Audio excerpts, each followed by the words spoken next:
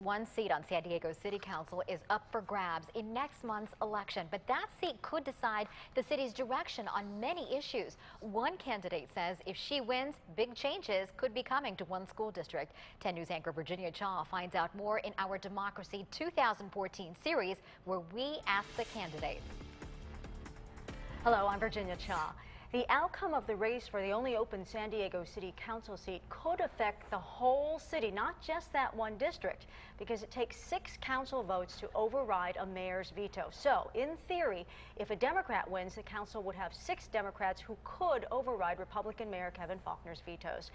Carol Kim is the Democratic District 6 candidate joining us now. Thank you for being here. Welcome. Thank you so much for having me. So I want to ask you to get some clarification. You have said that you would like to cut class sizes, cut overhead, and invest in after-school programs for the San Diego Unified School District. Sure.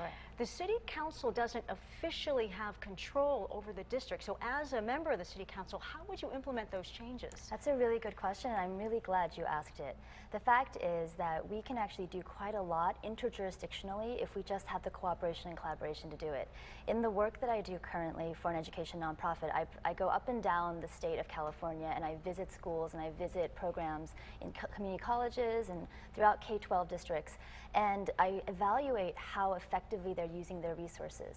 And the ones that do the best, the ones that perform the best and serve the students best and serve their communities best, are the ones that leverage across funding sources. So for me, what I'm trying to do is I would love to be able to actually create a partnership, a very close partnership with the school districts, San Diego Unified and also Poway Unified, because we have some Poway schools in the district as well. And we should be really looking at finding ways to leverage, do joint use projects to really make sure that we are maximizing and stretching our taxpayer dollars as far as possible in order to get the best bang for our buck. And in the end, I really believe that government is really responsible for doing 3 things that we need, and we need them to do it well: public safety, infrastructure, and education. And education ranks incredibly high for me in that area, as both a teacher, as an educator, and as a parent with kids in the school system. Okay. So the latest 10 News UT San Diego scientific poll found 27% of voters in District 6 haven't decided. Now, experts say that's unusually high. You haven't held public office before. Can you give voters a specific example of how you have worked with the opposing side to get something done? Sure. So I can, I should tell you that I should let people know that I have a lot of support from Republicans. I have a lot of support from Republican business owners. I have a lot of support from a lot of Republican community members as well. And in fact, Scott Barnett, one of the school board trustees, who is a Republican and a former executive director of the San Diego County Taxpayers Association, of which my opponent is currently a vice president, he has also endorsed me. So I have a long history of doing coalition building and bridge building, and this is something that is actually part of the work I do. When I write grants and when I go into school districts and I help them create functional, positive working environments and learning environments for students and for the people who work in the schools and for the communities at large, that's all about bridge building, and it's all about coalition building. Because when you go into dysfunctional schools and school systems, you're really looking at dealing with people who don't trust each other, who have a history of not getting along, and who have really what they feel are opposing views. So it's about finding what I say are called the intersections of caring between people, and really making sure that folks feel like they're heard, they're recognized, they're valued and respected.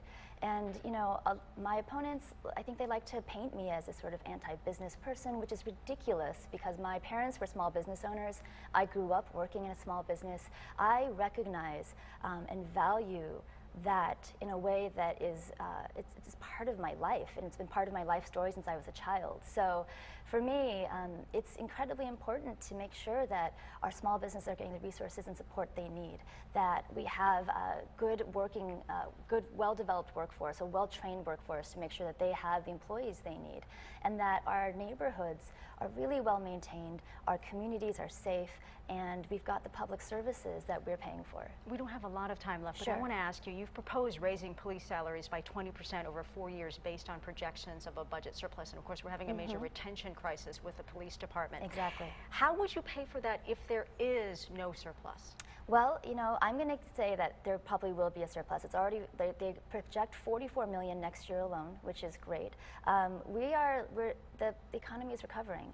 So that's going to happen. If for some reason there wasn't a surplus, if some reason everything just turned on its side right now and went upside down, which seems highly unlikely at this point, then we'd have to look and decide where our priorities are and where we're going to cut and figure out how to balance the budget, because that's important. I'm sorry, we're out of time. That's okay. Carol Kim, District 6 candidate, thank you. Good luck. Remember, Election Day is November 4th, and if you want to get the latest political news, just go to the politics page on 10news.com. I'm Virginia Cha.